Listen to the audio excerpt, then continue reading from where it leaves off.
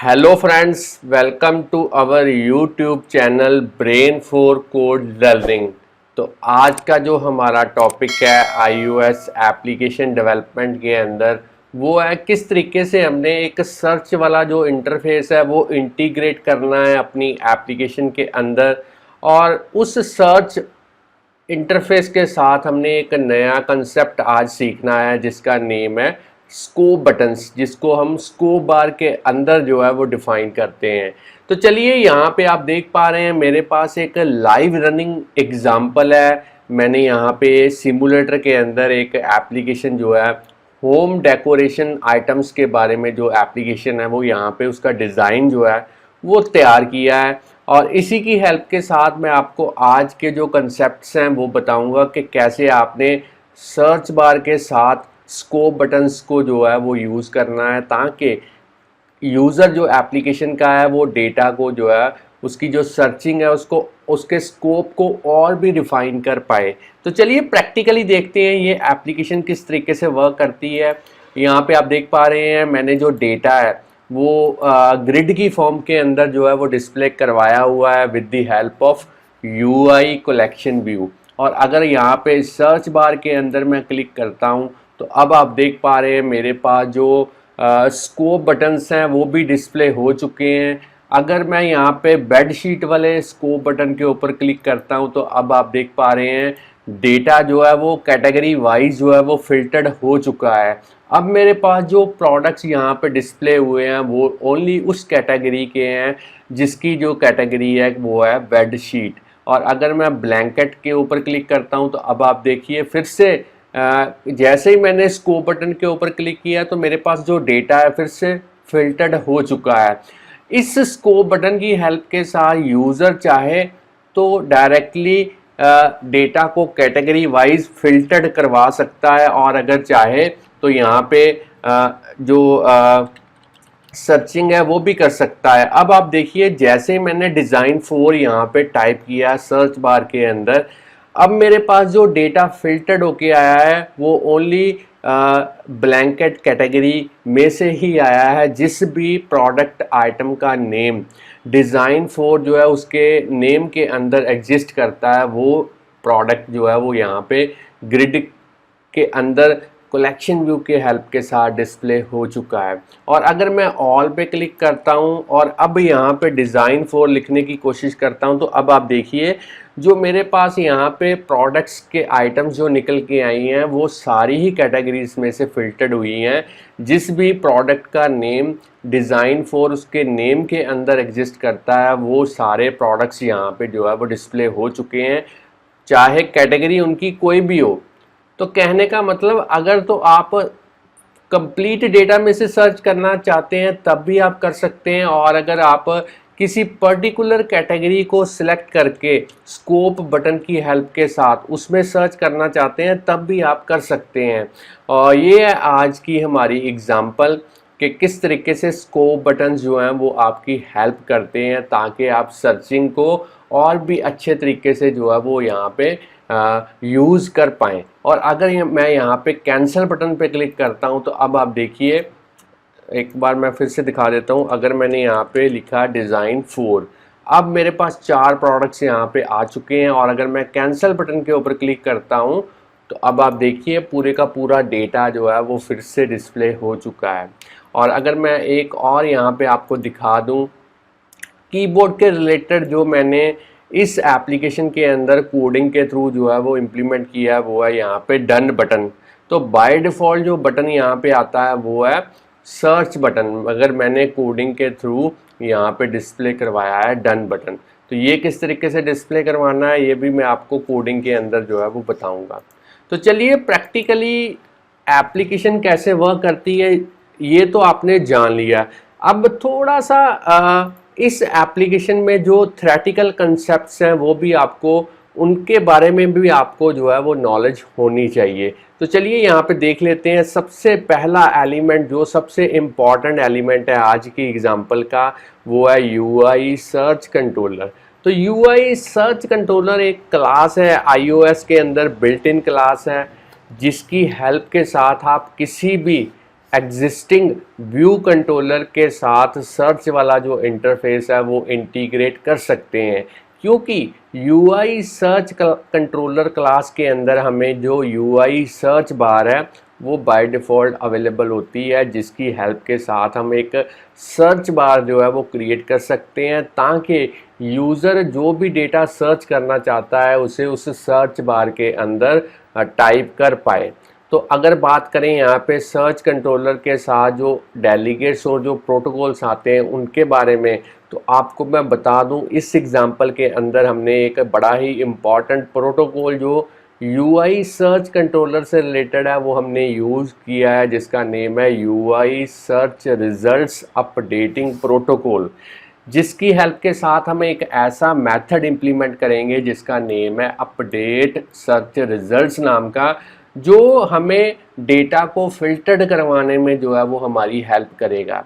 इस मेथड के अंदर हम ऐसा कोड इम्प्लीमेंट करेंगे जिसकी हेल्प के साथ यूज़र अगर यहाँ पे कुछ भी टाइप करने की कोशिश करता है तो यही मेथड जो है वो रिपीटेडली कॉल होगा और इसी की रिस्पॉन्सिबिलिटी होगी कि ये डेटा को फिल्टर्ड करवा के उस फिल्टर्ड डेटा को कलेक्शन व्यू के अंदर जो है वो डिस्प्ले करवा पाए। जैसे हमने यहाँ पे आप देख पा रहे हैं, मैं इस डन बटन को थोड़ा सा कर देता हूँ, हाइड टॉगल कर देता हूँ। अब आप देखिए डेटा हमारा जो है वो यहाँ पे फिल्टर्ड हो चुका है। अब हमारे सेकंड कंपोनेंट की बात करें जो कि काफ़ी इम्पॉर्टेंट है, जो कि हमारा आज की एग्जांपल का मेन फोकस है, स्कोप बार।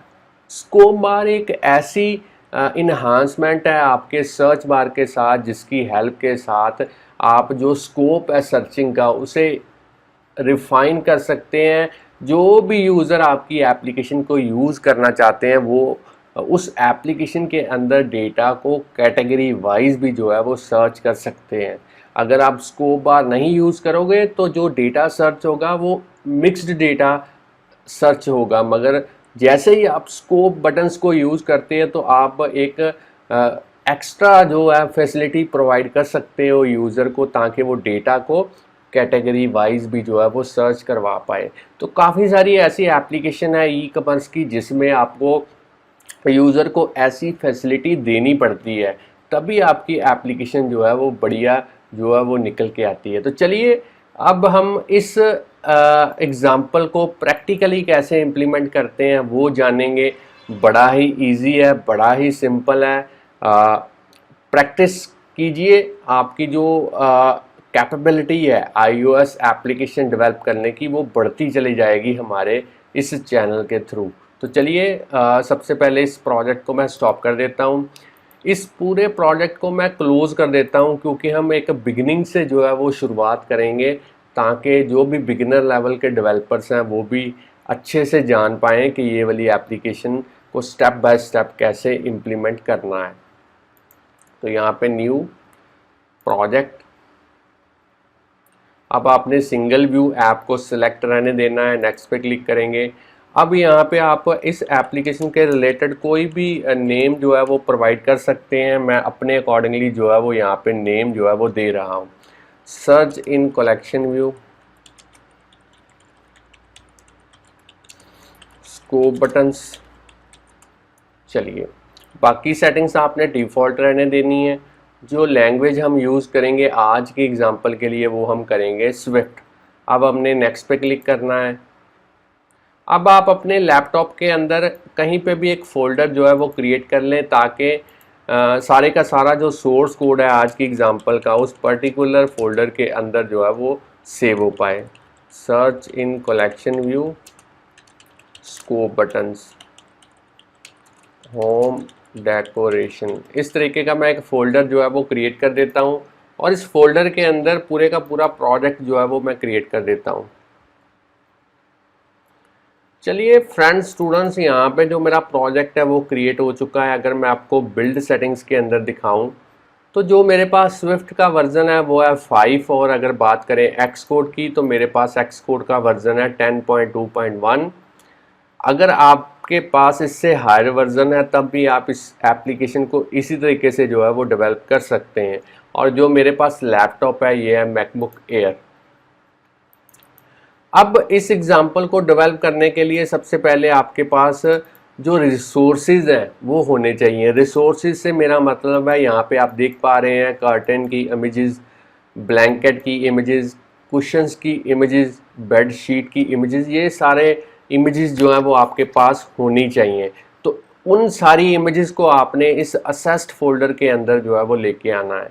तो मैंने इस एग्जांपल के लिए इंटरनेट से डिफरेंट डिफरेंट वेबसाइट से या फिर आप गूगल से भी जो है वो सर्च कर सकते हैं, इन इमेजेस को डाउनलोड करके रखा हुआ है। आप यहाँ पे देख सकते हैं। मैं एक इमेज आपको ओपन करके दिखा देता हूँ। जो इमेजेस हैं वो डिफरेंट डिफरेंट डायमेंशंस की है, कोई चिंता करने की जो है वो यहाँ पे ज़रूरत नहीं है। आप किसी भी डायमेंशंस की जो इमेजेस हैं वो ले सकते हैं। बस जो फॉर्मेट है इमेजेस का वो या तो जेपीजी होना चाहिए या फिर आप पीएनजी फॉर्मेट जो है वो ले सकते हैं। तो मैं इन सारी इमेजेस को यहाँ पे इस तरीके से सिलेक्ट करता हूँ और इन्हें ड्रैग एंड ड्रॉप करता हूँ इस ऐप आइकॉन के नीचे। अब सेकंड फोल्डर को ओपन करेंगे, फिर से उसी तरीके से इसे ड्रैग एंड ड्रॉप करते हैं। अब हम थर्ड वाला फोल्डर ओपन करते हैं और इन इमेजेस को भी ड्रैग एंड ड्रॉप करते हैं और इसी तरीके से चौथे वाला जो यहाँ पे फोल्डर है उसको भी हम यहाँ पे इमेजेस को ड्रैग एंड ड्रॉप करते हैं। तो चलिए, अब आप देख पा रहे हैं जो मेरी इमेजेस हैं वो सारी प्रोजेक्ट के अंदर जो है वो इंपोर्ट हो चुकी हैं। अब इसे एक बार सेव करते हैं। यहाँ पे हमने कोड तो कोई लिखा नहीं, इसलिए यहाँ पे सेविंग की कोई ऑप्शन है ही नहीं। चलिए आगे बढ़ते हैं, मेन डॉट स्टोरी बोर्ड में चलते हैं। अब हमने इस एग्जाम्पल का जो ग्राफिकल यूज़र इंटरफेस है वो रेडी करना है। तो उसके लिए सबसे पहले यहाँ पे व्यू कंट्रोलर के अंदर इस डॉट को सिलेक्ट करेंगे, एम्बेड इन आइकॉन के थ्रू यहाँ पे ऐड करेंगे नेविगेशन कंट्रोलर। इसे मैं थोड़ा सा जूम कम कर देता हूँ और इसे अलाइन कर देता हूँ बिल्कुल पैरेलल, और फिर से जूम उसी तरीके से कर देता हूँ 75। अब आपने इस नेविगेशन आइटम को सिलेक्ट करना है और इसके एट्रीब्यूट इंस्पेक्टर के अंदर जाना है और टाइटल प्रॉपर्टी के अंदर आप एप्लीकेशन के बारे में कोई भी नेम जो है वो आप दे सकते हैं। मैं इस तरीके से नेम जो है वो प्रोवाइड कर रहा हूँ। अब मैं डेटा को इस ग्रिड की फॉर्म के अंदर डिस्प्ले करवाना चाहता हूँ। उसके लिए मुझे सबसे बढ़िया जो यूआई एलिमेंट हमें आईओएस में मिलता है वो है कलेक्शन व्यू। तो चलिए यहाँ पे कलेक्शन व्यू को ड्रैग एंड ड्रॉप करते हैं। उसके लिए लाइब्रेरी पे क्लिक करेंगे, इस लाइब्रेरी आइकॉन पे, और यहाँ पे सर्च करेंगे कलेक्शन। तो जैसे ही मैं कलेक्शन लिखने की कोशिश करूँगा, आप देख पा रहे हैं मेरे पास जो कलेक्शन व्यू है वो आ चुका है। इसे मैं ड्रैग एंड ड्रॉप करूँगा स्टोरी बोर्ड के ऊपर। अब मैं चाहता हूँ कि ये जो कलेक्शन व्यू है, जितना भी फ्री स्पेस है हमारे यहाँ पे मोबाइल स्क्रीन के ऊपर, उस सारी स्पेस को ये कलेक्शन व्यू कवर अप कर पाए। तो उसके लिए मुझे इसके ऊपर कंस्ट्रेंट्स जो हैं वो ऐड करने पड़ेंगे। तो कंस्ट्रेंट्स कैसे ऐड करने हैं, सबसे पहले इसे सिलेक्ट कीजिए इस कलेक्शन व्यू को। उसके बाद में ऐड न्यू कंस्ट्रेंट्स आइकॉन पे क्लिक कीजिए। चारों साइडों पे मैंने 00 एंटर करना है, बाकी सेटिंग कोई चेंज नहीं करनी, और इन 4 कंस्ट्रेंट्स को ऐड करना है कलेक्शन व्यू के ऊपर। अब हमने इस कलेक्शन व्यू को सिलेक्ट रहने देना है, साइज़ इंस्पेक्टर के अंदर जाना है, और यहाँ पे जो सेल का साइज़ है वो मैं यहाँ पे प्रोवाइड कर रहा हूँ। उसकी width 200, height 250, minimum spacing cell के लिए 5, लाइंस के लिए 5, सेक्शन इनसेट 2, टॉप पे बॉटम पे 0, लेफ़्ट पे 2, राइट पे 2। तो चलिए, इस तरीके की जो कॉन्फ़िगरेशन है वो आपने यहाँ पे करनी है। अब आपने इस कलेक्शन व्यू सेल को सिलेक्ट करना है, एट्रीब्यूट इंस्पेक्टर के अंदर जाना है और यहाँ पे जो आइडेंटिफायर का नेम है वो लिखना है सेल।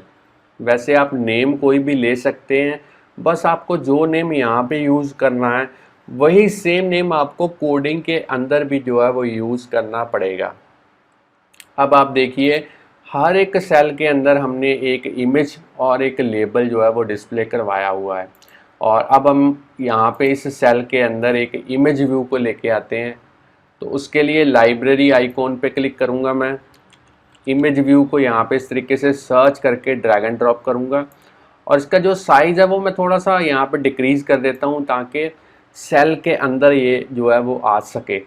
अब हम इस इमेज व्यू को सिलेक्ट रहने देंगे, साइज इंस्पेक्टर के अंदर जाएंगे और इसकी जो विड्थ है वो हम यहाँ पे लिखेंगे 180, हाइट इसकी हम लेंगे 175 और इसको हम थोड़ा सा यहाँ पे इस तरीके से माउस की हेल्प के साथ अलाइन करेंगे हॉरिजेंटली सेंटर में।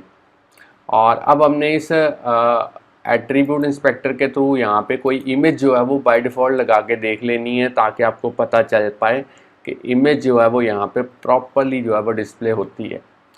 अब हमने लाइब्रेरी के थ्रू यहाँ पे सर्च करना है लेबल, और इस लेबल को हम ड्रैग एंड ड्रॉप करेंगे यहाँ पे इस सेल के अंदर, और इसकी जो विड्थ है वो इंक्रीज़ कर देते हैं, अलाइनमेंट सेंटर में करेंगे, फॉन्ट इसका 15 करेंगे, इस टी आइकॉन पे क्लिक करना है और यहाँ पे जो स्टाइल है वो करना है बोल्ड। डन पे क्लिक कीजिए और इसका जो कलर है वो आप अपने अकॉर्डिंगली कर सकते हैं। मैं यहाँ पे रेड कलर ले रहा हूँ और यहाँ पे मैं कुछ लिख के देख लेता हूँ ताकि आपको पता चल पाए कि लेबल भी जो है वो प्रॉपरली यहाँ पे जो है वो डिस्प्ले हो पाता है। अब हमने यहाँ पे इसकी एक प्रॉपर्टी है इस लेबल की, लाइंस, इसको आपने करना है 0। अब आप कहेंगे 0 क्यों किया? क्योंकि हम डेटा को मल्टीपल लाइंस में डिस्प्ले करना चाहते हैं, क्योंकि हो सकता है किसी प्रोडक्ट का नेम जो है वो जो लेबल की विड्थ है उससे ज़्यादा है, तब जो हमारा कंटेंट है वो रैप होगा नेक्स्ट लाइन में। तो उस मल्टीपल लाइंस में डेटा को डिस्प्ले करवाने के लिए हम जो लाइंस वाली प्रॉपर्टी है उसको 0 करेंगे। अब हमने इस इमेज और इस लेबल के ऊपर भी कंस्ट्रेंट्स जो हैं वो अप्लाई करने हैं। तो उसके लिए सबसे पहले इस इमेज को सिलेक्ट करेंगे, ऐड न्यू कंस्ट्रेंट्स आइकॉन पे क्लिक करेंगे, कंस्ट्रेंट टू मार्जिन वाले चेक बॉक्स को अनचेक करेंगे, ऊपर हम प्रोवाइड करेंगे 10, लीडिंग हम करेंगे 10, यहाँ पे वैल्यू एंटर करनी है आपने और ट्रेलिंग भी 10। और यहाँ पे सॉरी, इसको मैं प्रॉपरली फिर से कर देता हूँ, एंटर मेरे से जल्दी जो है वो प्रेस हो गया है, तो मैं इसको एक बार फिर से डिलीट करता हूँ और फिर से आपको बताता हूँ। इस इमेज को सिलेक्ट कीजिए, ऐड न्यू कंस्ट्रेंट्स पे क्लिक कीजिए, यहाँ पे हम करेंगे 10, यहाँ पे भी 10, इसको सिलेक्ट करेंगे इस लाइन को, ट्रेलिंग वाली लाइन को भी सिलेक्ट करेंगे। अब आपने जो हाइट है वो करनी है 175 और इन 4 कंस्ट्रेंट्स को टॉप, लीडिंग, ट्रेलिंग और हाइट इसको ऐड करना है इस इमेज व्यू के ऊपर। चलिए, कंस्ट्रेंट्स जो हैं वो अप्लाई हो चुके हैं। अब इस लेबल को सिलेक्ट करेंगे, फिर से ऐड न्यू कंस्ट्रेंट्स आइकॉन पे क्लिक करेंगे, इस कंस्ट्रेंट्स टू मार्जिन वाले चेक बॉक्स को अनचेक करेंगे और ऊपर हम यहाँ पे प्रोवाइड करेंगे 10, लीडिंग 10, ट्रेलिंग 10 और यहाँ पे जो हाइट है वो हम प्रोवाइड करेंगे 40, क्योंकि हम मल्टीपल लाइंस में जो डेटा है वो डिस्प्ले करवाना चाहते हैं। और इन चारों कंस्ट्रेंट्स को ऐड करेंगे इस लेबल के ऊपर। तो कंस्ट्रेंट्स जो हैं वो हमारे ऐड हो चुके हैं। अब हम चाहते हैं इस इमेज व्यू और इस लेबल का जो आईबी आउटलेट है वो हम क्रिएट करेंगे, ताकि कोडिंग के थ्रू हम इसको असेस कर पाएँ और इसके ऊपर जो है वो चेंजेस कर पाएँ हर एक कलेक्शन व्यू के सेल को डिफ़ाइन करते वक्त। तो उसके लिए हम यहाँ पे एक कस्टम या फिर user defined collection view cell की जो क्लास है वो क्रिएट करेंगे। तो उसके लिए यहाँ पे न्यू फाइल को ऐड करते हैं, कोकोआ टच क्लास सिलेक्ट करेंगे, नेक्स्ट पे क्लिक करेंगे। अब आपने इस बात का ध्यान रखना है कि जो क्लास आप बनाने जा रहे हैं वो उसकी जो सुपर क्लास है वो होनी चाहिए UI collection view cell class.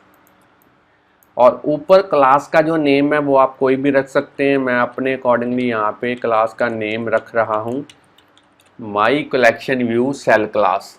और इसे अब हम नेक्स्ट पे क्लिक करेंगे और क्रिएट करेंगे अपने प्रोजेक्ट के अंदर। अब आप देखिए क्लास जो है वो मेरी बन चुकी है। अब इस क्लास को हमने अटैच करना है अपने कलेक्शन व्यू के सेल के साथ। तो वो कैसे करना है, उसके लिए मेन डॉट स्टोरी बोर्ड को ओपन करते हैं, इस सेल को हम सिलेक्ट करेंगे, आइडेंटिटी इंस्पेक्टर के अंदर जाएंगे यहाँ पे, और जो क्लास हमने क्रिएट की है उसका नेम टाइप करने की अभी कोशिश ही करेंगे कि पूरा नेम अपने आप यहाँ पे डिस्प्ले हो जाएगा। अब आपने एंटर प्रेस करना है कीबोर्ड पे और इसे एक बार सेव कर देना है।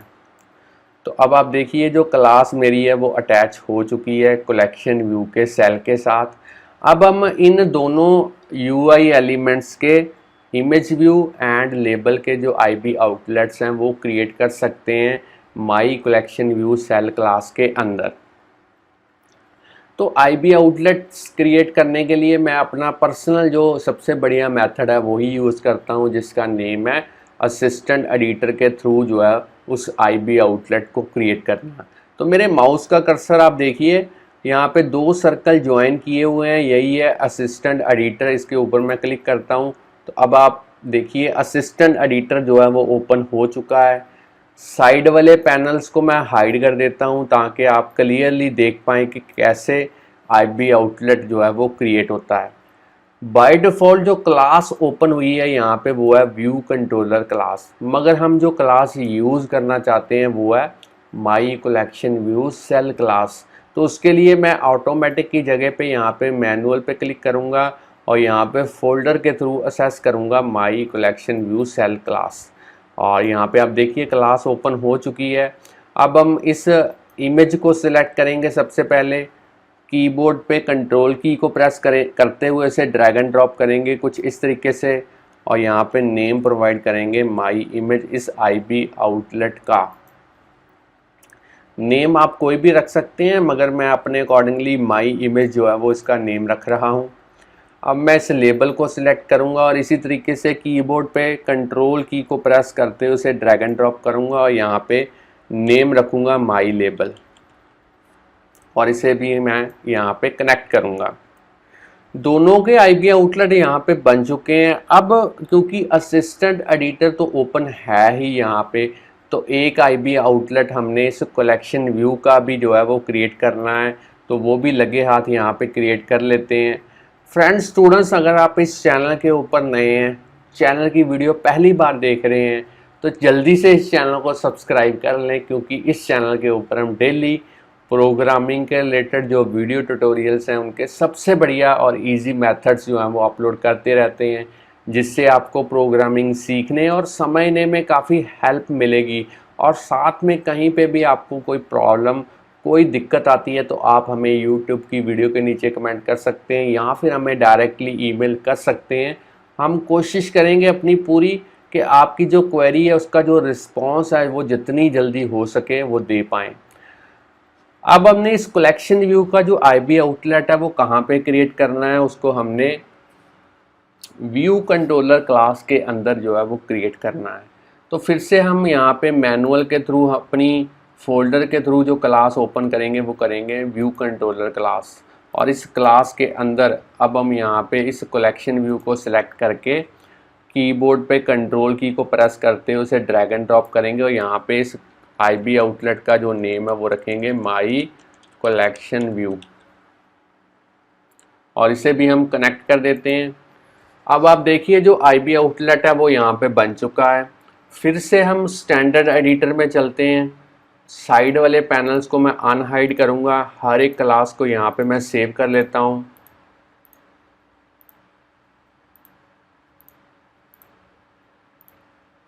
अब क्योंकि यहाँ पे आप देखिए जो डेटा है वो मैंने कलेक्शन व्यू के अंदर डिस्प्ले करवाया हुआ है, मगर डेटा सोर्स कौन सा मैंने यूज़ किया है इस डेटा के लिए, तो डेटा सोर्स के लिए हम एक कस्टम या फिर यूज़र डिफाइंड जो क्लास है वो क्रिएट करेंगे और उस क्लास के थ्रू ही कलेक्शन ऑफ ऑब्जेक्ट्स जो हैं वो यहाँ पे यूज़ करेंगे as a data source collection view के लिए और डेटा को फिल्टर करवाने के लिए। तो उसके लिए मैं यहाँ पे ऐड करता हूँ एक न्यू फाइल। अब आपने स्विफ्ट फाइल ऐड करनी है, यहाँ पे नेक्स्ट पे क्लिक करेंगे और फाइल का नेम आप कोई भी दे सकते हैं। मैं अपने अकॉर्डिंगली यहाँ पे होम डेकोरेशन डेटा इस तरीके से क्लास का जो नेम है, जो स्विफ्ट फाइल का नेम है वो प्रोवाइड कर रहा हूँ। इसे मैं क्रिएट कर देता हूँ प्रोजेक्ट के अंदर। अब यहाँ पे क्लास क्रिएट करेंगे हम होम डेकोरेशन डेटा नाम की। उसके अंदर 3 मेरे पास डेटा मेंबर्स होंगे। पहले प्रोडक्ट का नेम स्ट्रिंग टाइप का, फिर प्रोडक्ट की टाइप, कहने का मतलब उसकी कैटेगरी, जैसे बेडशीट, ब्लैंकेट, कुशन्स, कर्टन, तो ये सारा हम प्रोडक्ट टाइप के अंदर जो है वो स्टोर करेंगे। अब हम प्रोडक्ट की इमेज को स्टोर करेंगे एज ए नेम, इसलिए हम यहाँ पे स्ट्रिंग ले रहे हैं। अब एक इनिशियलाइज़र यूज़ करेंगे यहाँ पे, उसको पैरामीटर्स पास करेंगे, पी टाइप, पी इमेज, और अब हम यहाँ पे एक्चुअल वेरिएबल्स को इन पैरामीटर के साथ जो है वो सेट करेंगे। तो मैं यहाँ पे लिखूँगा product name equal to P name, product की type equal to P type, product की image equal to P image. चलिए, तो यहाँ पे मेरी जो क्लास है वो बन चुकी है।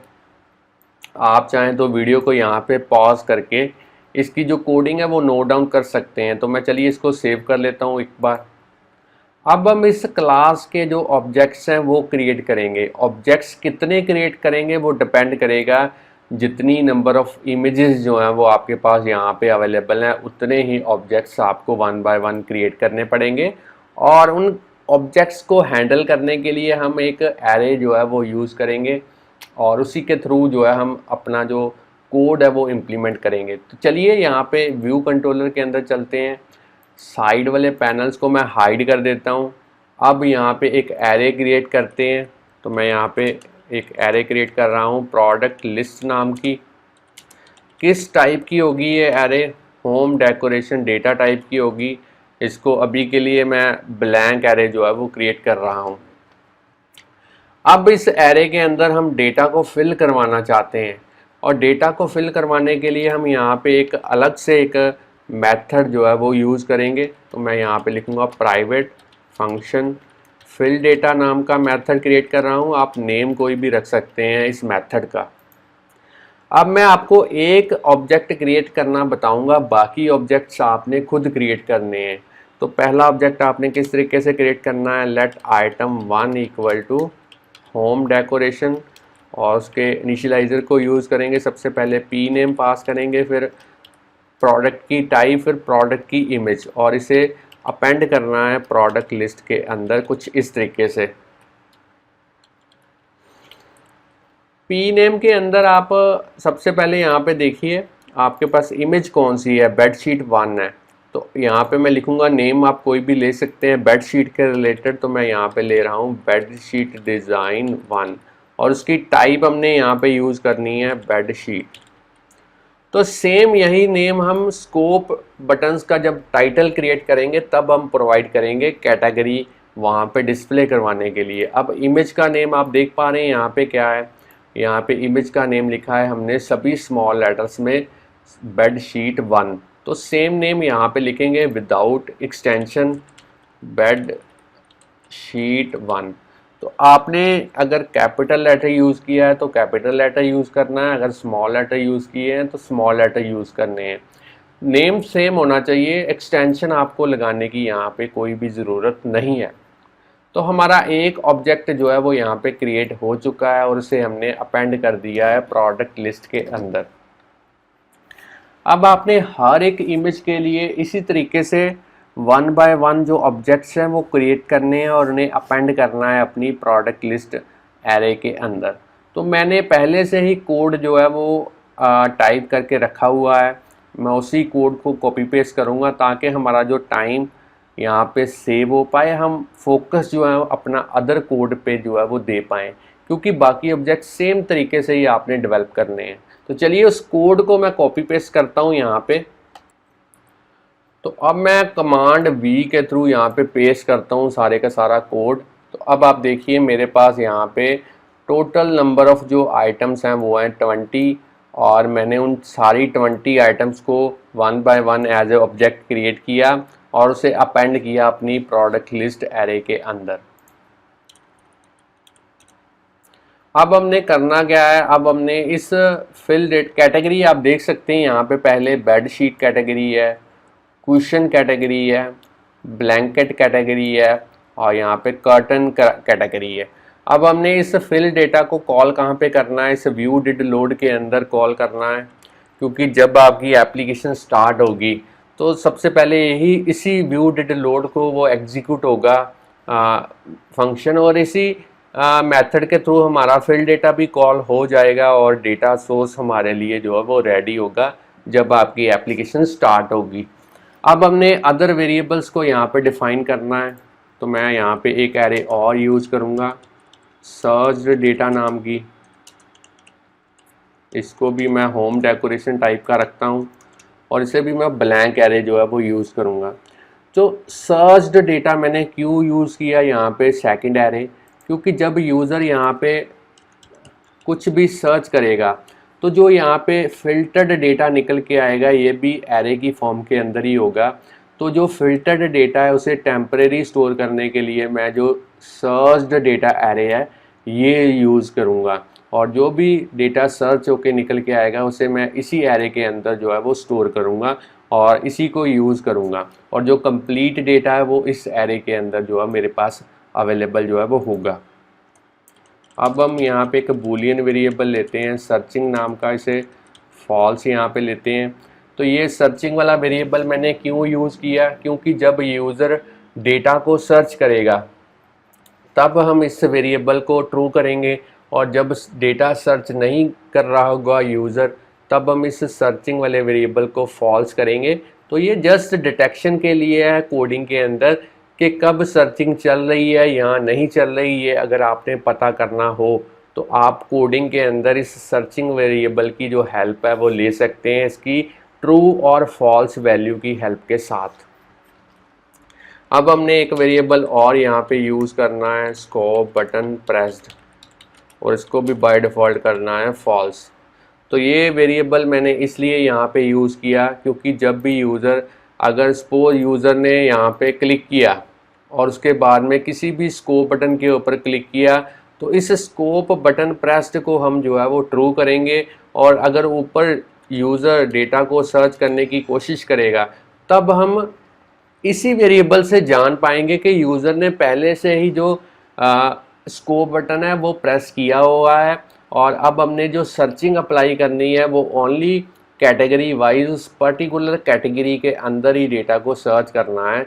तो इस कंसेप्ट को जानने के लिए कि स्कोप बटन प्रेस्ड है या नहीं है, हमने एक बूलियन वेरिएबल जो है वो यहाँ पे ले लिया है। अब हम यहाँ पे एक अपना मेन ऑब्जेक्ट जो है वो क्रिएट करेंगे सर्च कंट्रोलर, और यहाँ पे लेंगे यूआई सर्च कंट्रोलर के साथ इसका जो इनिशियलाइज़र हमने यूज़ करना है वो करना है तीसरे नंबर वाला, और इसको हमने पास करना है नील। अब आप कहेंगे नील क्यों यूज़ किया यहाँ पे, क्योंकि अब आप देखिए अगर मैं एप्लीकेशन आपको दिखाऊं तो जहाँ पे मैं डेटा को डिस्प्ले करा रहा हूँ, अगर मैं यहाँ पे कुछ सर्च करता हूँ तो सेम व्यू कंट्रोलर के अंदर मैं फिल्टर्ड डेटा को जो है वो डिस्प्ले करवा रहा हूँ। जब भी आपने सर्चिंग के बाद जो डेटा आया आपके पास अवेलेबल हुआ है फिल्टर्ड डेटा, अगर आप उसको सेम व्यू कंट्रोलर के अंदर डिस्प्ले करवाना चाहते हैं तब आपको यहाँ पे नील पास करना होगा।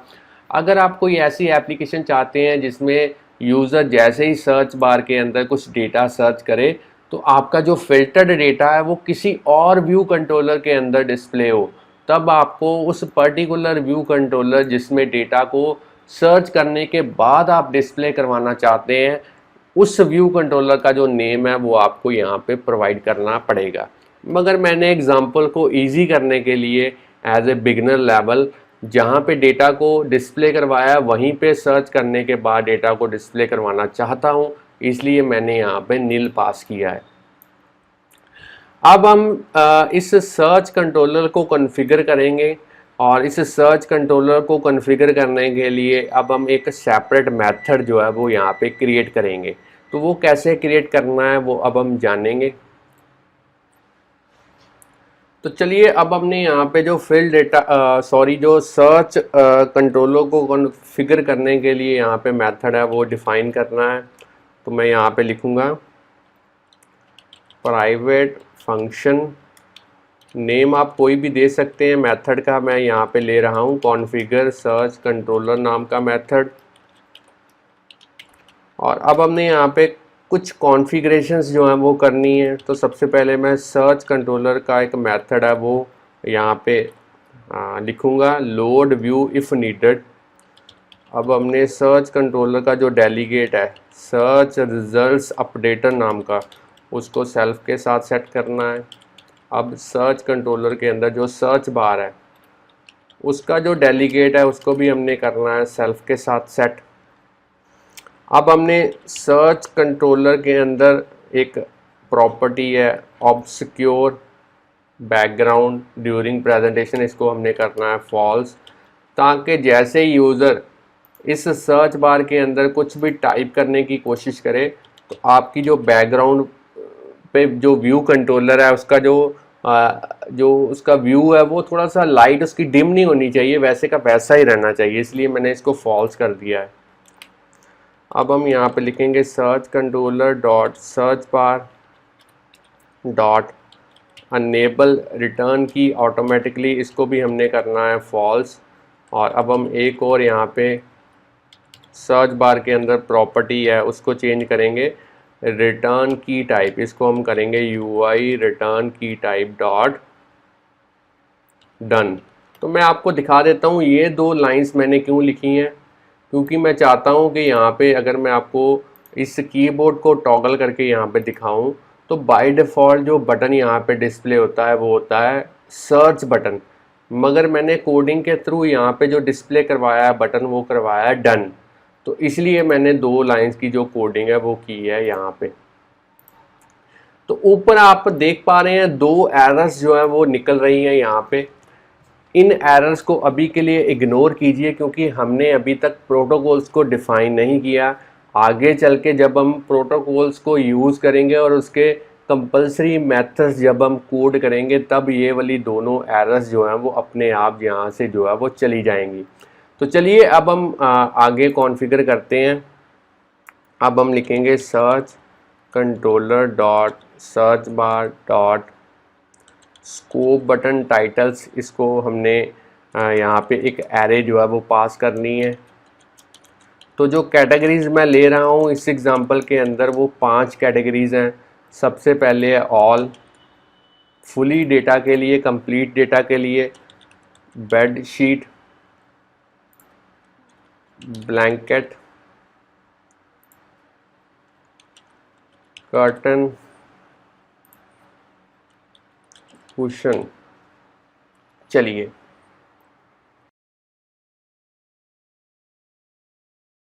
और जो कैटेगरीज हैं यहाँ पे जो स्कोप बटन्स के जो टाइटल्स हैं वो बिल्कुल मैच करने चाहिए इस पी टाइप के साथ।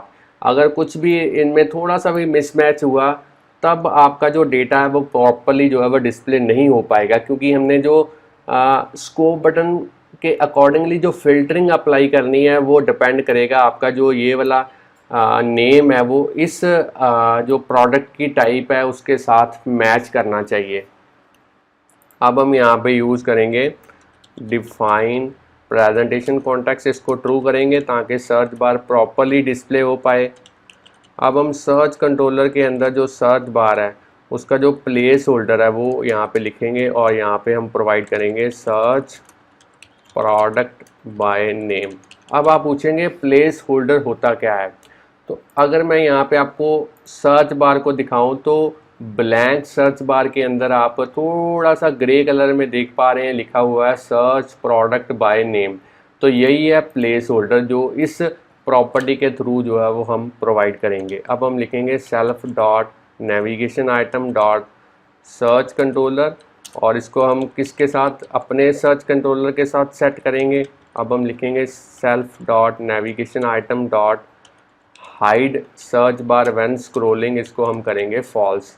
तो इसको हमने फॉल्स क्यों किया, क्योंकि हम चाहते हैं कि यूज़र जब एप्लीकेशन के अंदर डेटा को सर्च करते वक्त स्क्रॉल करे तब आपकी जो सर्च बार है वो हाइड नहीं होनी चाहिए।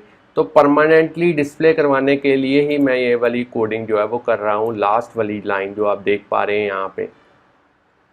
अब हम इस मेथड को कॉल करेंगे, इस कॉन्फ़िगर सर्च कंट्रोलर वाले मेथड को फिल डेटा के बाद। यहाँ पे मैं कॉपी पेस्ट कर देता हूँ। तो जैसे ही आपकी एप्लीकेशन लोड होगी, सबसे पहले फिल डेटा कॉल होगा, फिर आपका कॉन्फ़िगर सर्च कंट्रोलर कॉल होगा, जिसकी हेल्प के साथ आपका सारा जो सर्च कंट्रोलर का जो कॉन्फ़िगरेशंस वाला पार्ट है वो यहाँ पे कंप्लीट हो जाएगा। अब हम जो प्रोटोकॉल्स हैं उनको यूज़ करेंगे। उनको यूज़ करने के लिए लास्ट में चलते हैं और अब हम यहाँ पे लिखेंगे एक्सटेंशन व्यू कंट्रोलर। प्रोटोकॉल्स हमने 4 यूज़ करने हैं यहाँ पे। सबसे पहले है UI collection view data source, UI collection view delegate, UI search results updating protocol, UI search bar delegate. इन 4 प्रोटोकॉल्स को आपने यूज़ करना है। तो यहाँ पे मैं आपको एक बात इम्पॉर्टेंट बता दूं कि जब भी आपने प्रोटोकॉल्स को यूज़ करना है तो उनको कंफर्म करने के लिए, उनके ऊपर खरा उतरने के लिए आपको उनके जो कंपलसरी मेथड्स हैं वो कोड करने पड़ेंगे। तो उसके लिए यहाँ पे फिक्स पे क्लिक कीजिए आप, और जैसे ही फिक्स पे क्लिक करेंगे जो कंपलसरी मेथड्स हैं उनका जो स्केलेटन है वो यहाँ पे बन चुका है।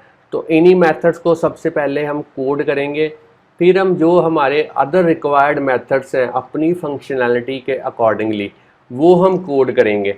तो सबसे पहले यहाँ पे मेथड है कलेक्शन व्यू मेथड, जिसका पैरामीटर है नंबर ऑफ आइटम्स जो हैं सेक्शन के अंदर कितनी होनी चाहिए। तो उसके लिए हम कोड यहाँ पे लिखेंगे, इफ़ सर्चिंग वाला वेरिएबल अगर हमारा ट्रू है और ऑपरेटर या फिर स्कोप बटन वाला जो वेरिएबल है, प्रेस्ड वाला जो वेरिएबल है वो ट्रू है, दोनों में से कोई भी ट्रू है तो इफ़ वाला ब्लॉक एग्जीक्यूट होगा, नहीं तो एल्स वाला ब्लॉक जो है वो चलेगा। इफ़ ब्लॉक के अंदर हम रिटर्न करेंगे अपनी जो सर्च डेटा वाली फिल्टर्ड एरे थी उसकी काउंटिंग, नहीं तो हम यहाँ पे एल्स में रिटर्न करेंगे जो हमारी प्रोडक्ट लिस्ट वाली कंप्लीट एरे थी उसकी काउंटिंग। चलिए और इसको एक बार हम सेव करते हैं। अब आप देखिए मेथड मेरा कोड हो चुका है। आप चाहें तो वीडियो को यहाँ पे पॉज करके इसकी जो कोडिंग है वो नोट डाउन कर सकते हैं। अब हम सेकंड मेथड इम्प्लीमेंट करेंगे। यहाँ पे कलेक्शन व्यू का मेथड है, पैरामीटर है इसका सेल फॉर आइटम ऐड। इसके अंदर अब हम कोड लिखेंगे, फिर से उसी तरीके से हम कोड लिखेंगे। पहले हम रेफरेंस लेंगे सेल की, my collection view dot dequeue reusable cell method को कॉल करेंगे, आइडेंटिफायर पास करेंगे सेल, यहाँ पे इंडेक्स पाथ। अब हमने इसको टाइप कास्ट करना है my collection view cell class के थ्रू। तो अब आप पूछेंगे यहाँ पे सेल मैंने क्यों यूज़ किया, तो मैं फिर से एक बार आपको रिमाइंड करवा देता हूँ दोबारा से। अगर आप मेन डॉट स्टोरी बोर्ड में जाएं, यहाँ पे सेल को सिलेक्ट करें और इसकी प्रॉपर्टी खोलें एट्रीब्यूट इंस्पेक्टर के अंदर आइडेंटिफायर प्रॉपर्टी, तो हमने यहाँ पे यूज़ किया था सेल। जो नेम आपने यहाँ पे यूज़ किया है सेम नेम आपको कोडिंग के अंदर भी जो है वो यूज़ करना पड़ेगा, इसलिए व्यू कंट्रोलर के अंदर हमने यहाँ पे लिखा है सेल। अब हम यहाँ पे एक इफ़ कंडीशन यूज़ करेंगे। सबसे पहले सर्चिंग अगर ट्रू है या फिर स्कोप बटन प्रेस्ड किया हुआ ट्रू है तो इफ़ वाला ब्लॉक एग्जीक्यूट होगा, नहीं तो एल्स वाला ब्लॉक जो है वो एग्जीक्यूट होगा। लास्ट में हम रिटर्न करेंगे सेल। अगर इन दोनों में से कोई ट्रू है इसका मतलब है कि जो सर्चिंग है वो चल रही है। तो यहाँ पे हम कोड लिखेंगे cell dot my image dot image को सेट करना है। डेटा कहाँ से आएगा, UI इमेज का नेम्ड पैरामीटर यूज़ करेंगे और डेटा कहाँ से लाएंगे, सर्च्ड डेटा जो फिल्टर्ड एरे थी उसमें से, index path dot row dot कौन सा एट्रीब्यूट, प्रोडक्ट इमेज उसका एट्रीब्यूट। अब हम सेल के थ्रू उसकी जो लेबल है उसकी टेक्स्ट प्रॉपर्टी को सेट करेंगे। डेटा कहाँ से आएगा, सर्च्ड डेटा में से, एरे में से आएगा, इंडेक्स पाथ डॉट रो, और यहाँ पे जो एट्रीब्यूट हम यूज़ करेंगे प्रोडक्ट नेम। अब फ्रेंड्स यहाँ पे आपने इसी कोड को कॉपी कर लेना है और इसे एल्स में पेस्ट करना है। चेंजेस क्या करनी है कोड के अंदर, जो आपकी सर्च डेटा वाली एरे थी इसकी जगह पे आपने करना है प्रोडक्ट लिस्ट वाली एरे को यूज़। अब आपका कोड कंप्लीट हो चुका है यहाँ पे, मगर अब देखिए हर एक सेल के साइड्स पे चारों कॉर्नर पे मैंने ब्लैक कलर का जो बॉर्डर है ये डिस्प्ले करवाया हुआ है, और हर एक इमेज का जो कॉर्नर है वो मैंने यहाँ पे आप देखिए थोड़ा सा राउंड किया हुआ है। तो ये दो कॉन्फ़िगरेशंस आपने कैसे करनी है, उसके लिए यहाँ पे हम जहाँ पे सेल रिटर्न कर रहे हैं उससे पहले यहाँ पे लिखेंगे cell dot layer dot border का जो कलर है वो यहाँ पे हमने करना है UI कलर के थ्रू ब्लैक, यहाँ पे CG कलर। अब हम सेल की लेयर का जो बॉर्डर की विड्थ है वो यहाँ पे प्रोवाइड करेंगे, मैं वैल्यू ले रहा हूँ 2। आप अपने अकॉर्डिंगली जो वैल्यू है वो ले सकते हैं। अब हम हर एक इमेज के जो कॉर्नर्स हैं उनको मैं राउंड करना चाहता हूँ, तो उसके लिए मैं यहाँ पे यूज़ करूँगा इमेज के अंदर जो लेयर है उसकी जो कॉर्नर रेडियस वाली प्रॉपर्टी है यहाँ पे मैं करूँगा 25। तो कॉर्नर रेडियस जितना आप ज़्यादा यहाँ पे वैल्यू प्रोवाइड करते जाएंगे उतना ही ज़्यादा जो इमेज है उसके कॉर्नर उतने ही ज़्यादा जो है वो राउंड होते चले जाएंगे। तो मैं थोड़ा सा राउंड चाहता हूँ इसलिए मैंने इसको पास किया है 25। चलिए मेथड मेरा जो है वो कोड हो चुका है, ये वाला मेथड आप देख पा रहे हैं। वीडियो को आप चाहें तो यहाँ पे पॉज करके इसकी जो कोडिंग है वो नोट डाउन कर सकते हैं। अब हमारा सबसे इम्पॉर्टेंट मेथड है जो कि है अपडेट सर्च रिजल्ट्स नाम का मेथड। ये वाला मेथड तब कॉल होगा जब यूज़र इस सर्च बार के अंदर कुछ भी सर्च करने की कोशिश करेगा। तो डेटा को फिल्टरिंग करने की जो रिस्पॉन्सिबिलिटी है वो इसी मेथड की है। अब हम इसके अंदर कोड लिखेंगे। सबसे पहले स्कोप बटन की रेफरेंस लेंगे ये चेक करने के लिए कि यूज़र ने कहीं कोई स्कोप बटन जो है वो प्रेस किया तो नहीं है। उसके लिए यहाँ पे सर्च बार के थ्रू हम लिखेंगे scope button titles forcefully unwrap, और इसकी यहाँ पे जो पैरामीटर पास करेंगे वो करेंगे search controller dot search bar dot selected scope button index, कुछ इस तरीके से। अब हमने जो यूज़र ने सर्च बार के अंदर टेक्स्ट टाइप किया होगा उसकी रेफरेंस भी हमने लेनी है, तो वो इस तरीके से लेंगे, इसको भी फोर्सली अनरैप करेंगे। अब हम चेक करेंगे क्या जो यूज़र ने सर्च बार के अंदर कुछ टाइप किया है या नहीं किया है, तो वो हम इस तरीके से चेक करेंगे। सर्च टेक्स्ट को चेक करेंगे क्या वो एम्प्टी तो नहीं है। अगर वो एम्प्टी नहीं है तो इफ़ वाला ब्लॉक एग्जीक्यूट होगा, नहीं तो एल्स वाला ब्लॉक जो है वो एग्जीक्यूट होगा।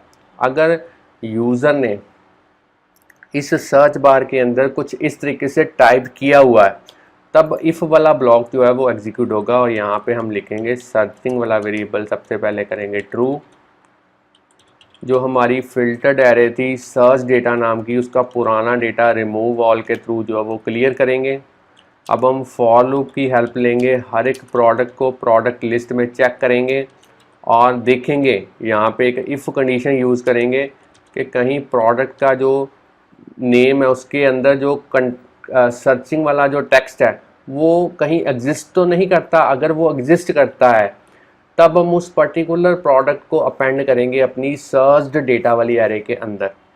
यहाँ पे लिखेंगे प्रोडक्ट का name dot load case dot contains, और यहाँ पे सर्च टेक्स्ट डॉट उसको भी लोड केस में कन्वर्ट करेंगे, और साथ में एंड ऑपरेटर के थ्रू एक कंडीशन और यूज़ करेंगे। हो सकता है यूज़र ने सर्च करने से पहले किसी पर्टिकुलर स्कोप बटन को प्रेस किया है और अब जो है वो सर्चिंग कर रहा है, तब हमारे पास जो फिल्टर्ड डेटा है वो ओनली पर्टिकुलर कैटेगरी में से आना चाहिए। इसीलिए हमने यहाँ पे एंड के थ्रू एक और कंडीशन यूज़ करनी है, प्रोडक्ट डॉट प्रोडक्ट की type equal to scope button या फिर और ऑपरेटर के through scope button equal to all. अगर ये दोनों कंडीशन जो है वो ट्रू होंगी तभी हम यहाँ पे सर्च डेटा के अंदर जो है वो अपेंड करेंगे पर्टिकुलर प्रोडक्ट। चलिए, ये तो हो गई कोडिंग हमारी इस इफ ब्लॉक की। अब हमने एल्स ब्लॉक की भी जो कोडिंग है वो करनी है। हो सकता है यूज़र ने इस सर्च बार के अंदर जो है वो कुछ टाइप ही नहीं किया है, तब एल्स वाला ब्लॉक एग्जीक्यूट होगा। इसमें हम कोडिंग लिखेंगे इफ़ स्कोप बटन प्रेस्ड और वो ट्रू है तब हम इफ़ वाला ब्लॉक एग्जीक्यूट करवाएंगे, नहीं तो एल्स वाला ब्लॉक चलेगा। अगर आपका स्कोप बटन जो है वो प्रेस्ड है तब हम यहाँ पे कोड लिखेंगे सर्च डेटा के अंदर कोई पुराना डेटा अगर अवेलेबल है उसको रिमूव ऑल के थ्रू रिमूव करेंगे। स्कोप बटन की रेफरेंस लेंगे फिर से,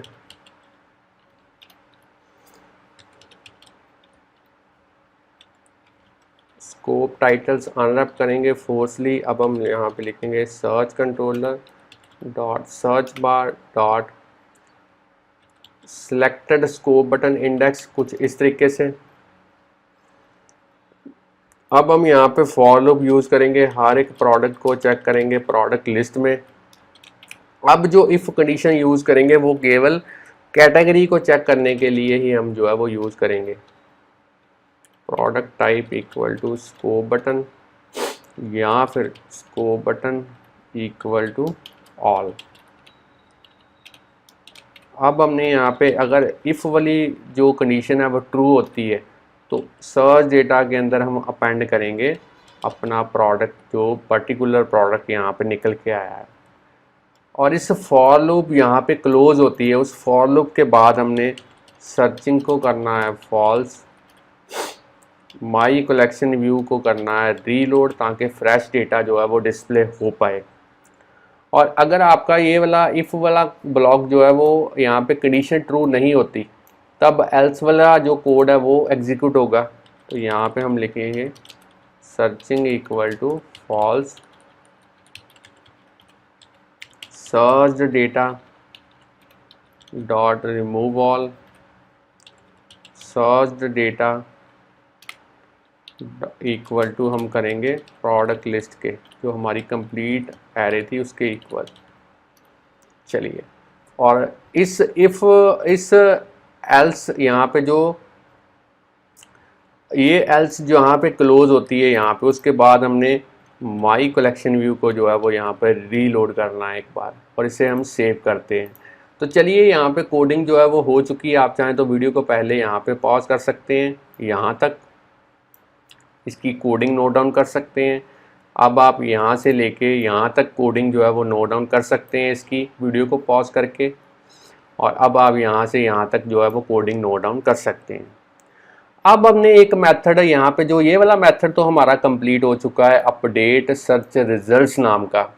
अब हम चाहते हैं कि यूज़र अगर इस कैंसिल बटन के ऊपर क्लिक करता है, सपोज इस तरीके से यूज़र ने डेटा को सर्च किया और जैसे ही यूज़र ने यहाँ पे कैंसिल बटन को क्लिक किया तो आप देख पा रहे हैं सब फिर से सारे का सारा डेटा जो है वो कलेक्शन व्यू के अंदर जो है वो डिस्प्ले हो चुका है।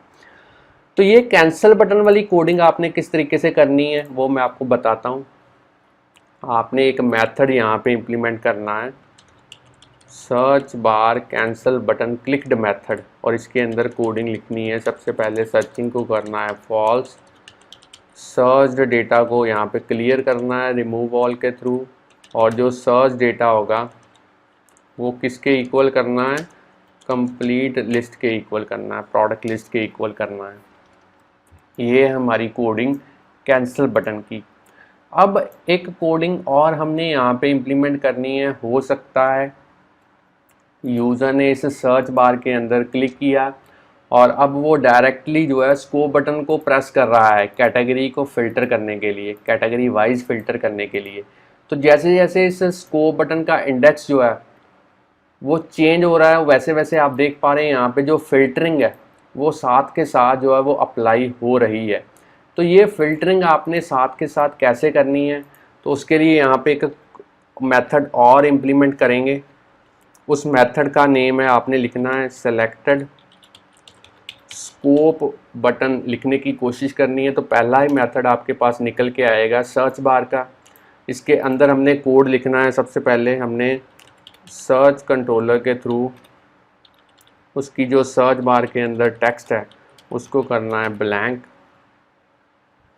अब आपने स्कोप बटन प्रेस्ड को करना है ट्रू। स्कोप बटन की रेफरेंस लेनी है यहाँ पे सर्च कंट्रोलर के थ्रू।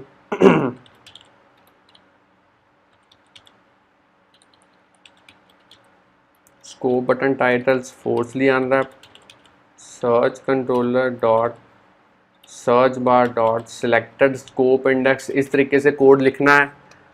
अब आपने जो सर्च डेटा है उसका पुराना डेटा सारा रिमूव करने के लिए, उसको क्लियर करने के लिए इस तरीके से रिमूव ऑल मेथड कॉल करना है।